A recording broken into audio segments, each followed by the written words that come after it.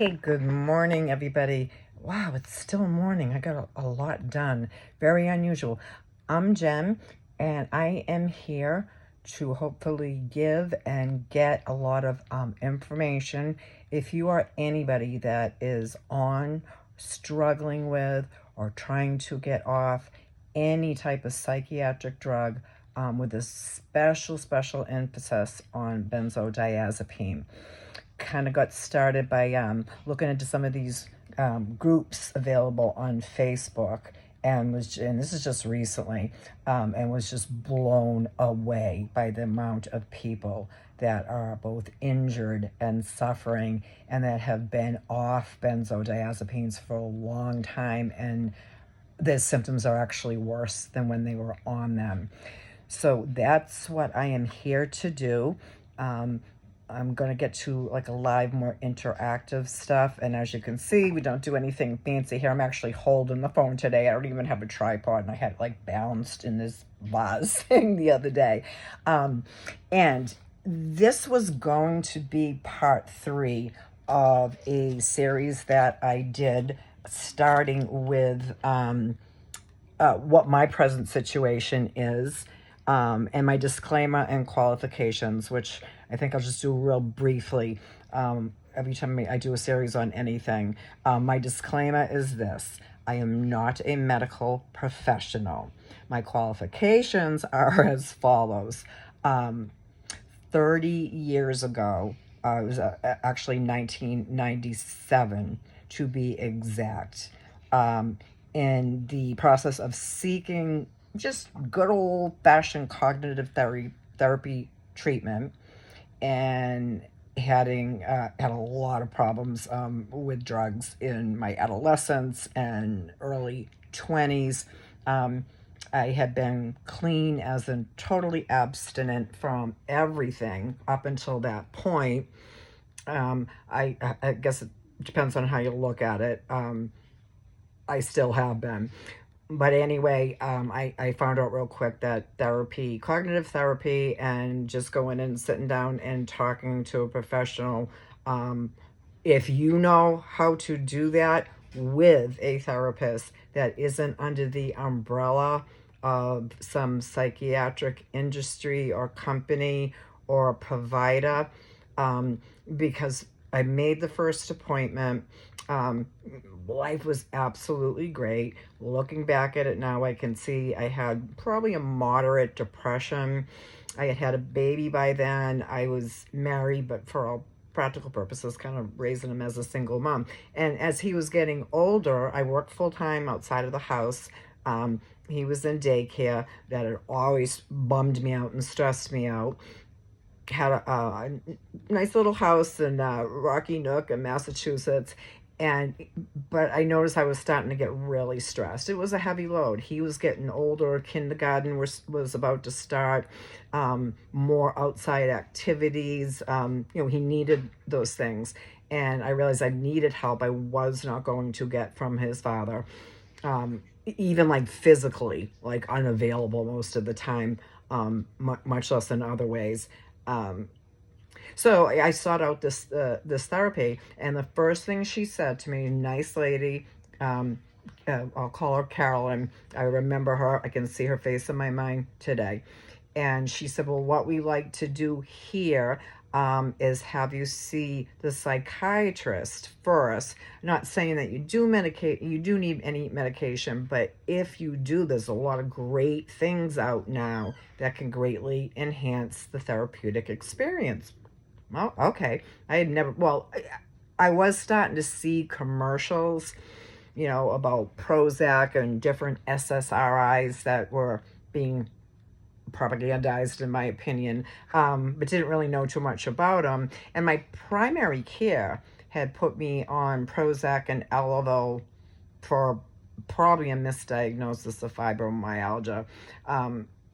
And when I look back at it now, I can see that's kind of when the depression started.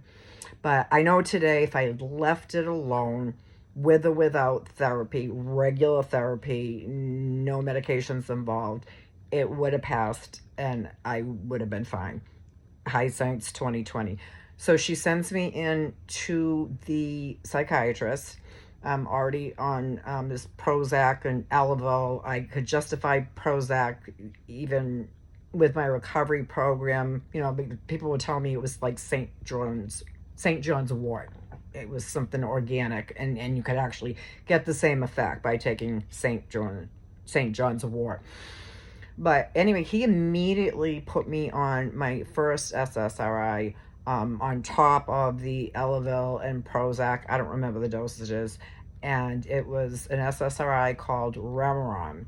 And I was very thin, most likely boarded in EA of sorts. And it also allegedly had an appetite stimulant in it. So I was to be on the, oh, and 4 milligrams of Klonopin, which I now know was a ridiculously high dose for somebody that had never taken them.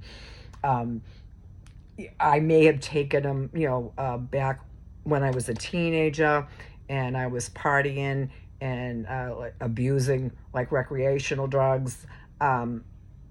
But they were very, very, thank God, they were very, very difficult to come across back then. But I do remember my first experience, and I remember liking it a lot. So, what I will say, he really didn't give a lot of information about any possible side effects. Everything he said and told me about the medications were positive. That it will eliminate your depression. You will have energy and vitality and be happy, and any stress, well, he called it anxiety, it was normal human stress, will be relieved by the clonazepam. I asked about side effects. I think he brushed through them real quick, didn't emphasize anything dangerous at all.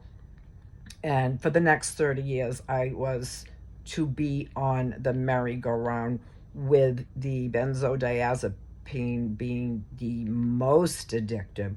But back then, they told me, there's a small chance it could be mildly addictive, like they used to tell patients who were prescribed OxyContin. 1% chance. They actually told the doctors that as well, but I think everybody always knew better. So the merry-go-round began for the next 30 years, with the benzodiazepine being the biggest problem. As far as the SSRIs go,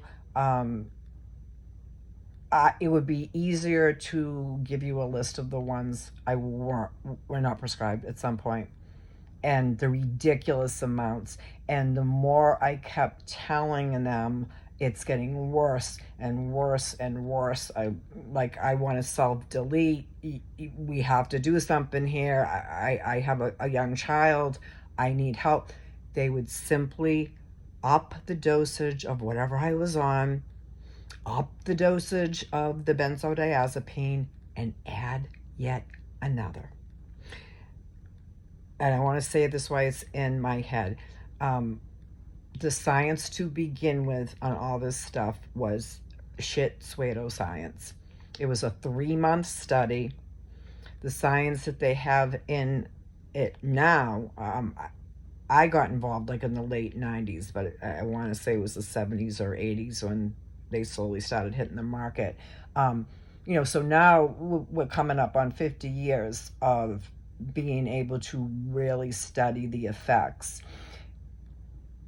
Now, the scientists at the pharmaceutical companies, these guys are flipping geniuses. But it is now, and another disclaimer, I will always try to emphasize when it's my personal opinion or experience and when it's now known medical fact. And it is now a known medical fact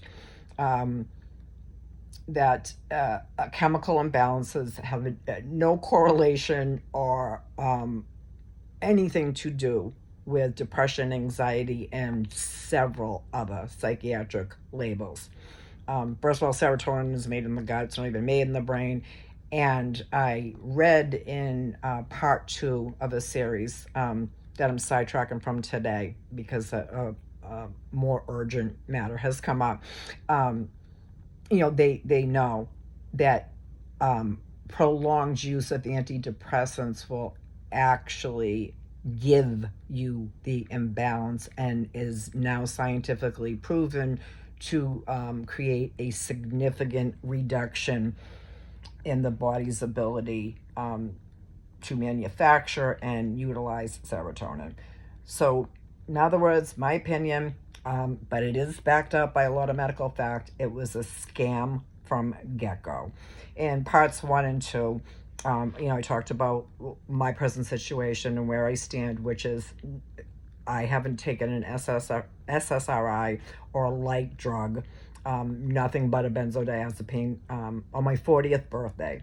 I'm 62, and I remember I very foolishly, and I don't recommend this, I think I was on 7 different SSRIs, things to boost those SSRIs, antipsychotics, mood stabilizers, lithium, you name it. Flushed them. Flushed them. I lost my whole life in that approximately 10-year use of the SSRIs. I was not able to do that with the benzodiazepine. The neurological, psychological, physiological, medical, and physical dependency, because we don't want to group this in with addiction as most people think of addiction. It is a dependency based on something called bind, which they now know it can happen when you're on the drug, and it'll certainly happen or can happen if you taper off either too quickly or just stop, or just taper off, under the normal guidelines that stand for most mainstream medical professionals now, which is absolutely dangerous. But it is called BIND, and it stands for benzodiazepine-induced neurological dysfunction. Dr. Peterson, Jordan Peterson, if any of you have ever heard of him, like him or not, he was a tenured professor at a college in Canada. And I believe he also, don't hold me to this, I think he also had his own, he's a psychologist, private practice.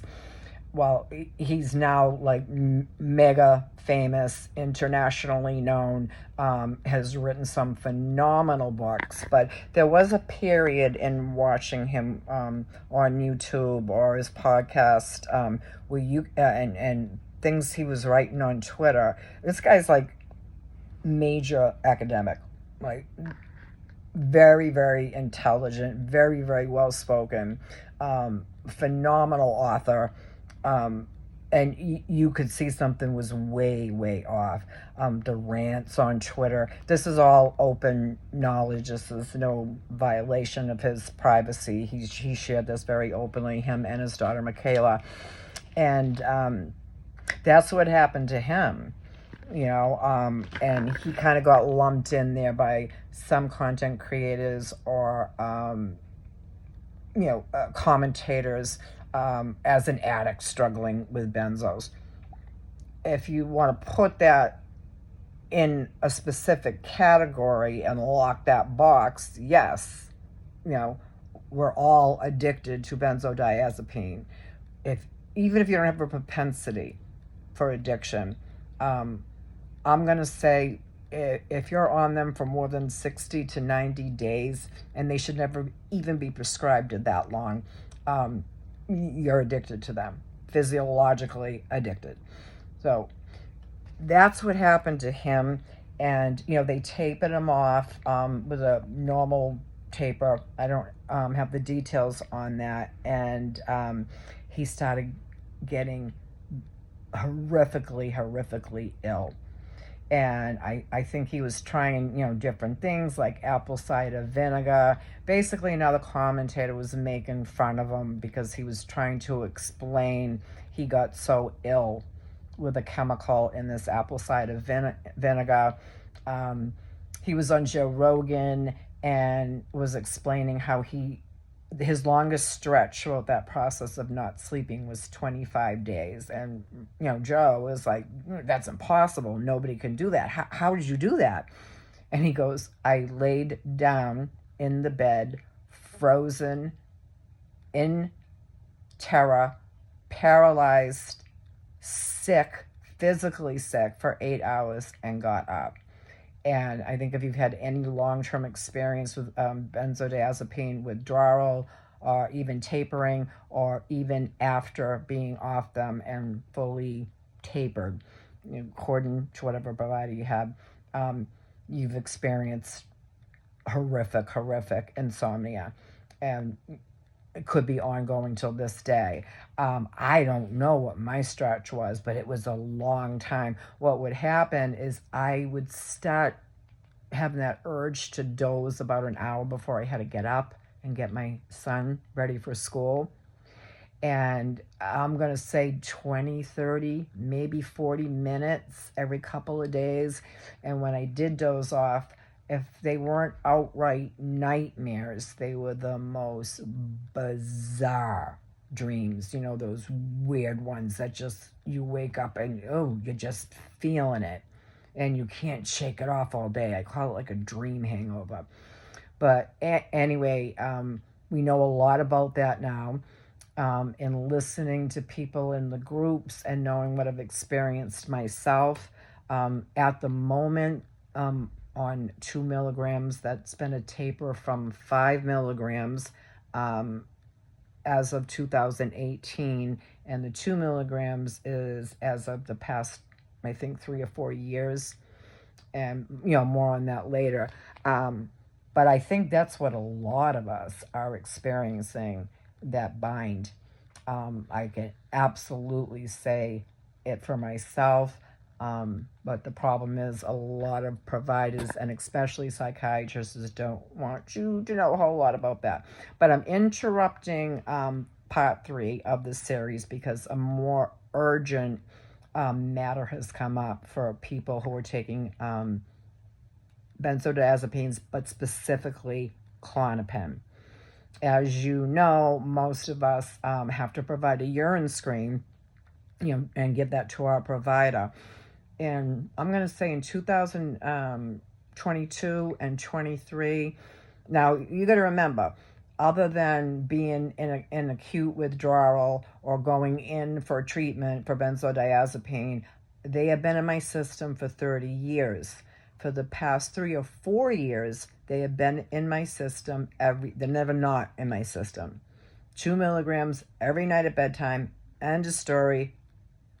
And of course, the panels have always come up.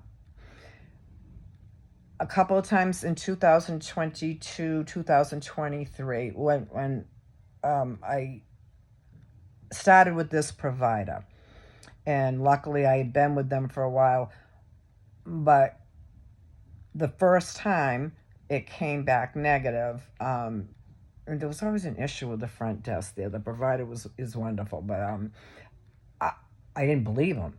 They actually questioned me on it. It did indeed come back negative. And I had my appointment. She said she wasn't worried about it. Got my prescription, end of story. I was so freaked out, and I actually didn't believe them. They lie. The providers lie.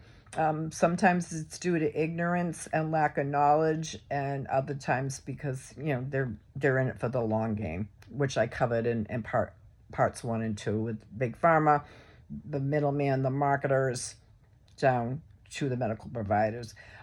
So I left the office and went to a walk-in clinic and paid for my own independent screen. Sure enough, negative as heck. So now I'm freaking out. I'm worried. Obviously, for proper treatment, that has to be in there. That has to show up. And, if they want to interrupt your treatment or cut you off, that would be a pretty good reason. And I asked that doctor at the walk-in clinic what the hell could possibly cause that, and, he talked about thyroid, metabolism, body fat, a number of things. But it should never, ever be negative. It's never not in my system. So I was baffled. Now I'm worrying and freaking out. I'm making appointments with the urologist, endocrinologist, all kinds of different specialists to see if there's something wrong with my body, my thyroid. What the hell could possibly be going on? Happened a few more times. Happened with another provider who confronted me about it. And so finally, I talked to my provider, who wasn't at all worried about it. And she goes, "Oh, we did a secondary more sensitive screen. In other words, they sent it out to a lab. They test it right there in the office. And I guess they sent it out to a lab, had a sensitive screen done, and sure enough, it came back." And she goes, "Well, plus I'm not worried about you." You can call me paranoid if you want. I don't care at this point. This is my passion now that I've met these groups and I've had somewhat of success in tapering, and what I have learned.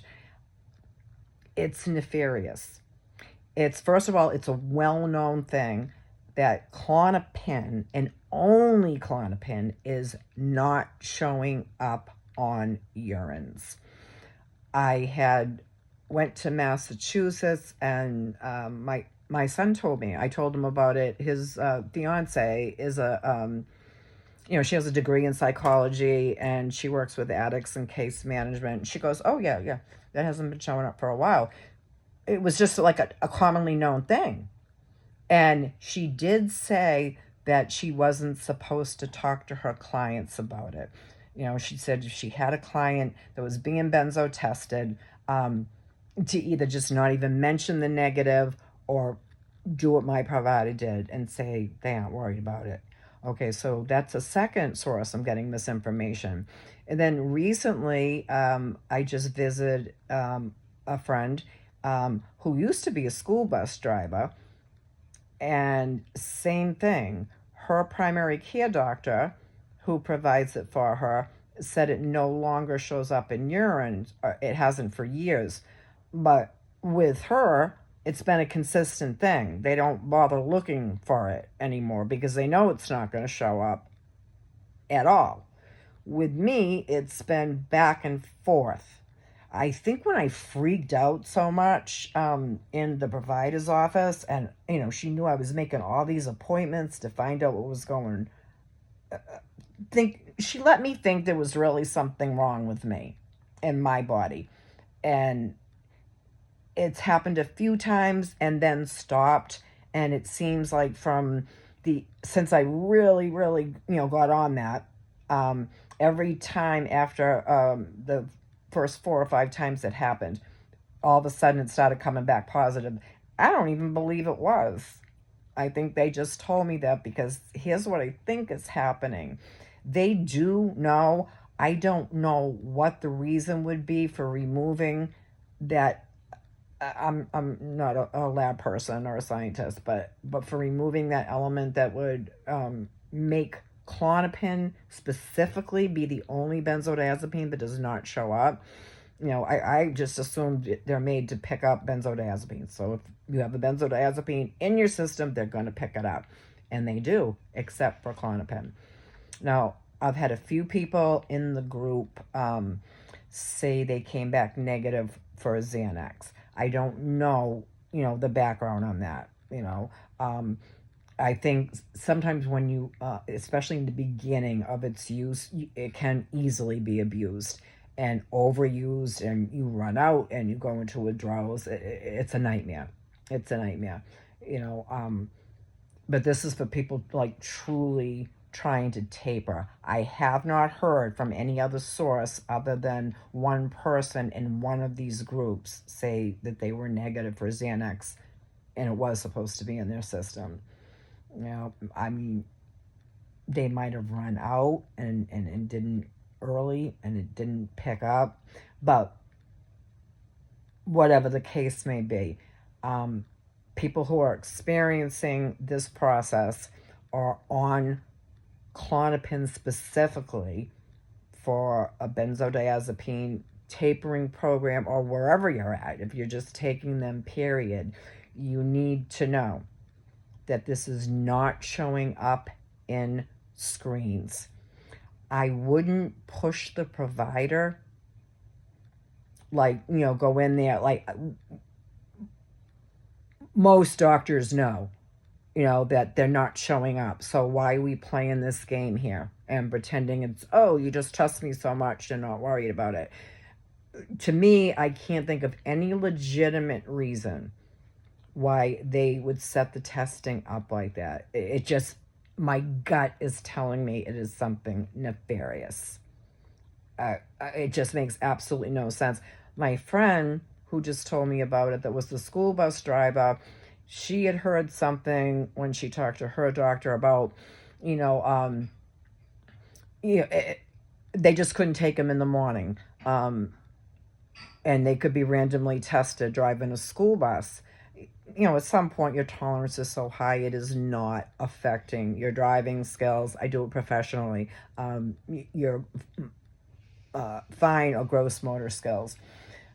But she was getting a vibe. It had something to do with, like, if you get into an accident and it's legitimately the other person's at fault, but you're found, Klonopin is the most highly prescribed benzodiazepine, and you're found, and they find Klonopin in your system, you're gonna be at fault no matter what.